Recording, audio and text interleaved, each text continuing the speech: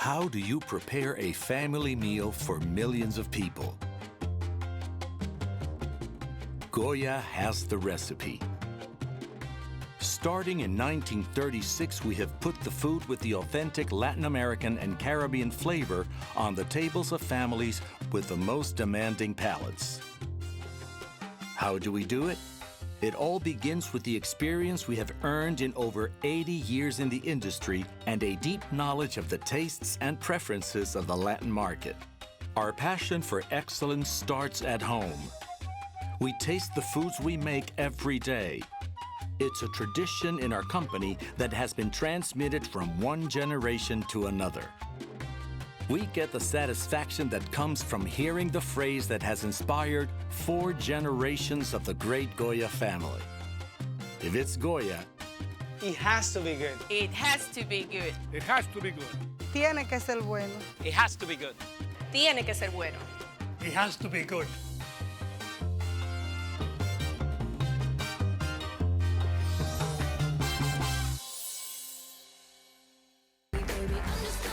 Good morning.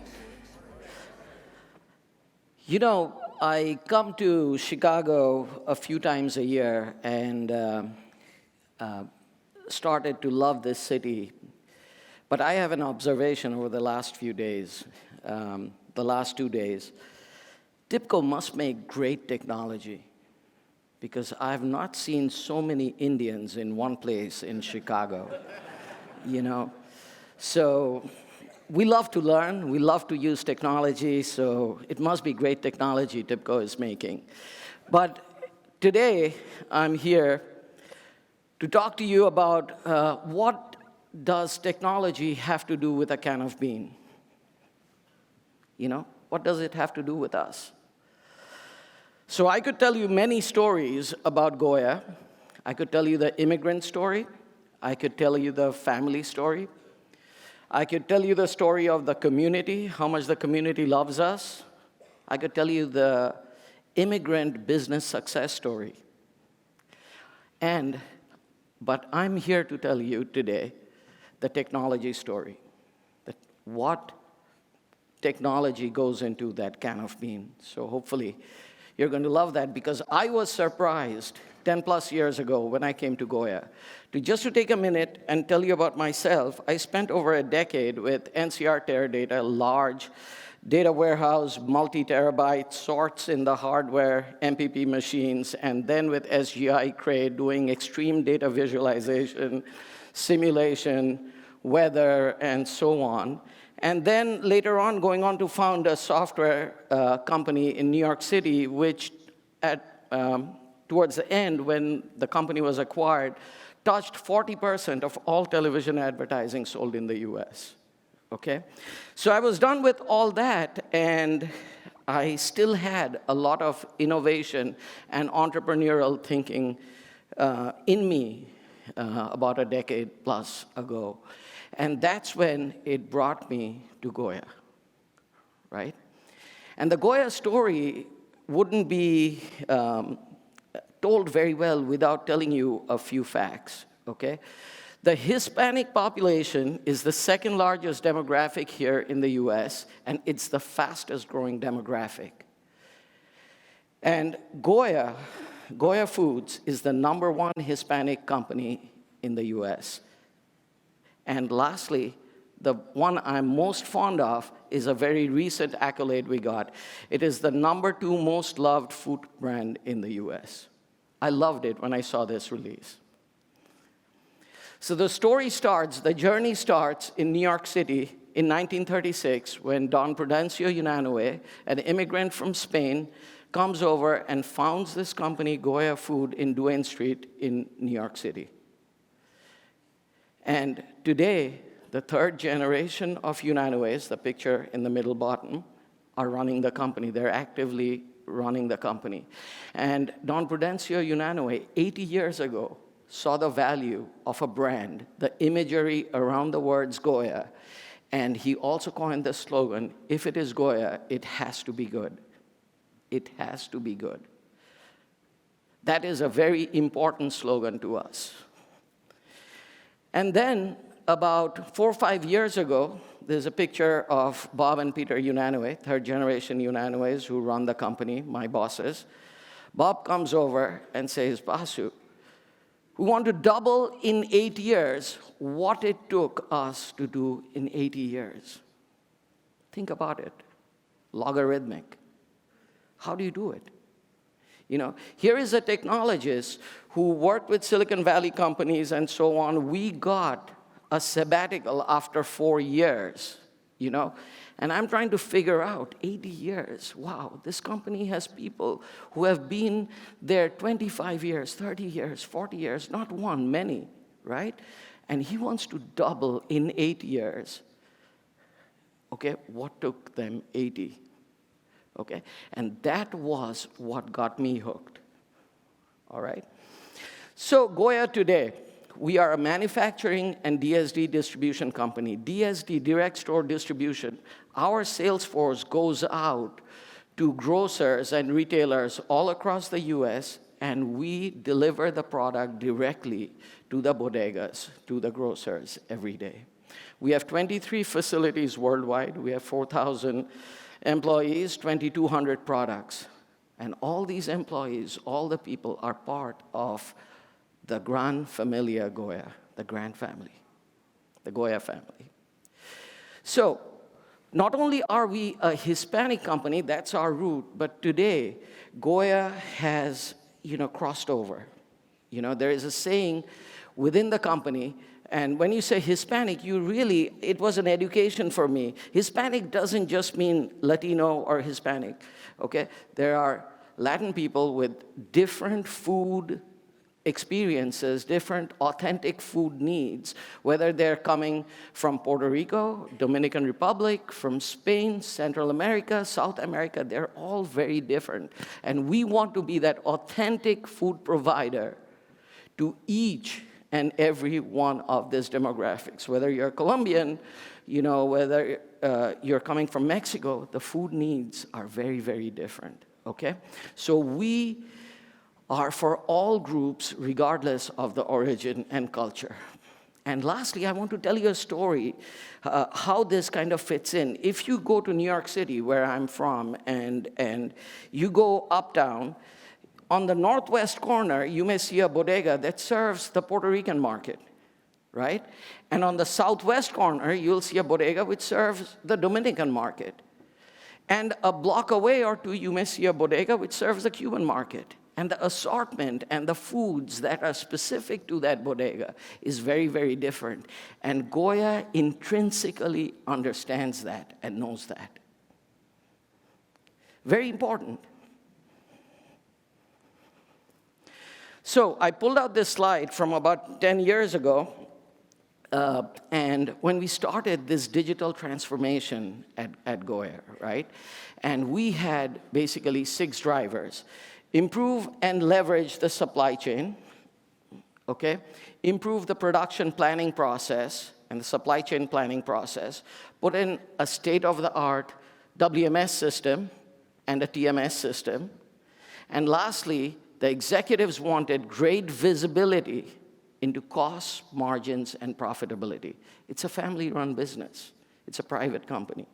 We want great visibility into costs, margins, and profitability. Okay?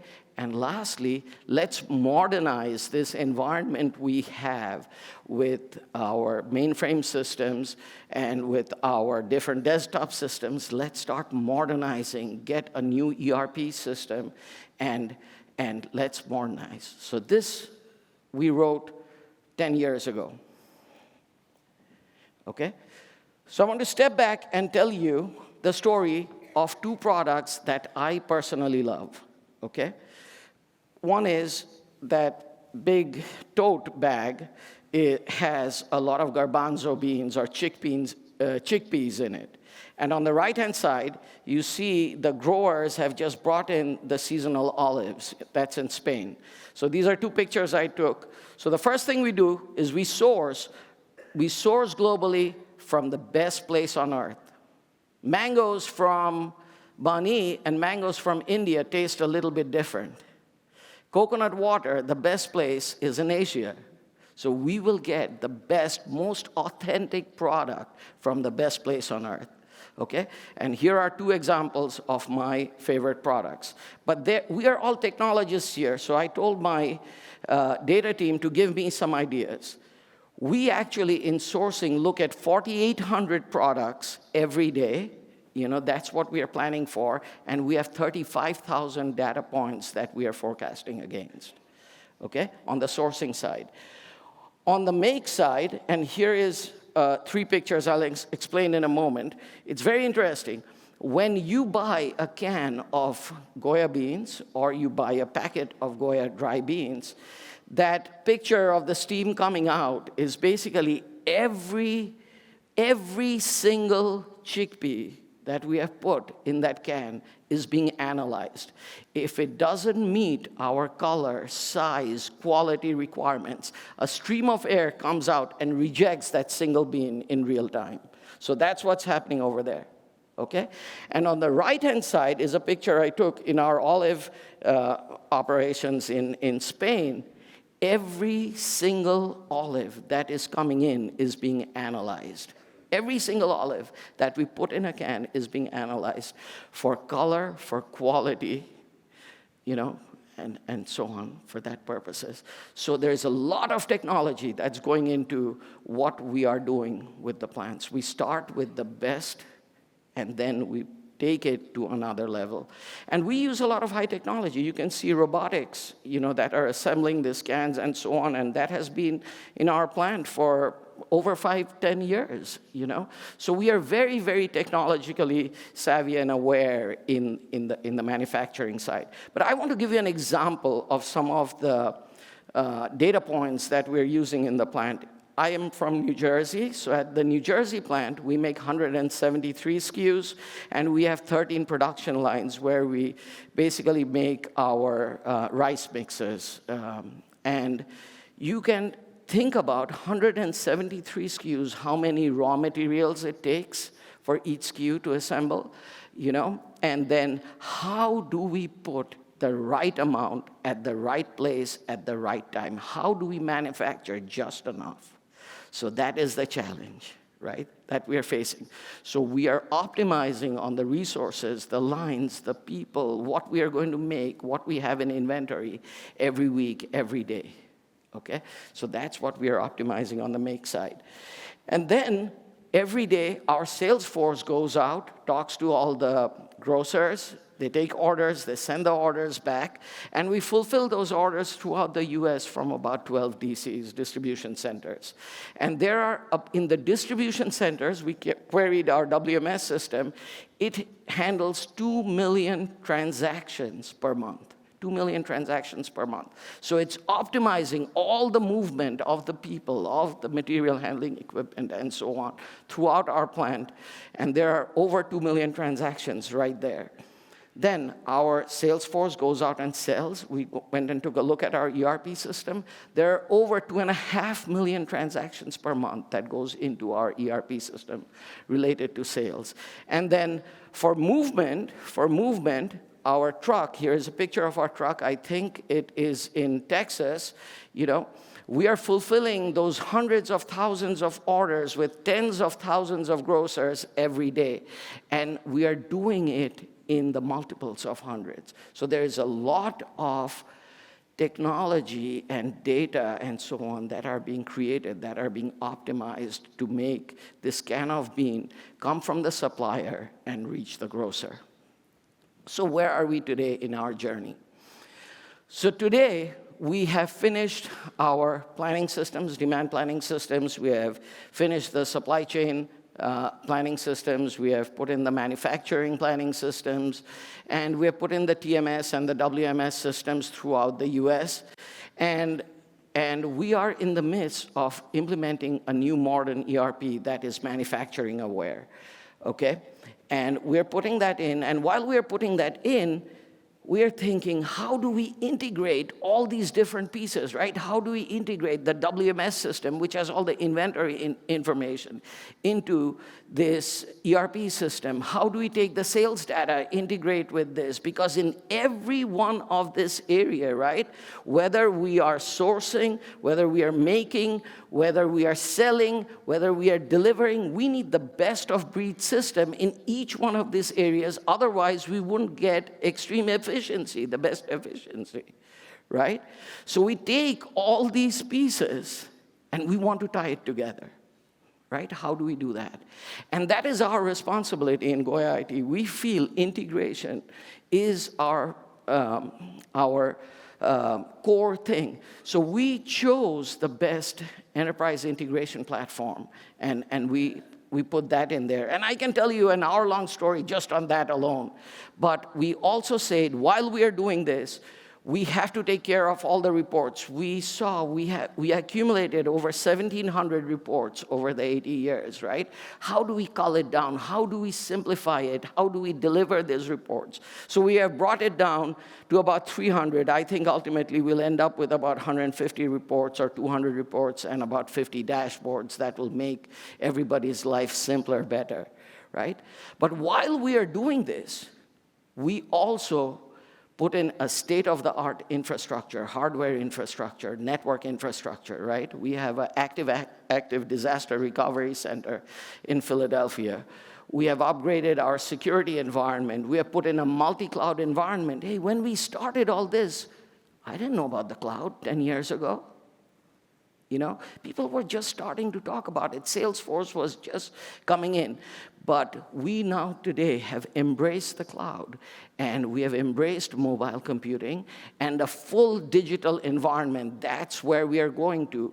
Paper, if you look at paper, we are spending a lot of money on paper. To me, paper is like sand in the machine. How can we make our supply chain end-to-end completely digital? That's what we are excited about. To get to double in 8 years, we cannot have any sand in the machine in that F1 car, right? We cannot have that. So that's our goal. So what do we do with Tibco? So all of this is glued together by Tibco, right? We started the Tibco journey a couple of years ago with their master data management and product information manager, PIM products. And what we did is we're putting in our item master, customer master, and vendor master in the master data management product. Once we did that, we also grew our relationship with Tibco. We feel people are very nice people that we can do business with. They're not only nice, they're very smart, and they bring great technology, right? So when we were doing our ERP implementation, we started thinking, hey, do we go with integration technology that we already have? Do we go with the ERP vendors technology? Or do we go with probably one of the best integration technology that's out there? So we did another evaluation, and we said, hey, we are going to work with Tibco's integration technology to glue all these loosely coupled systems that are out there.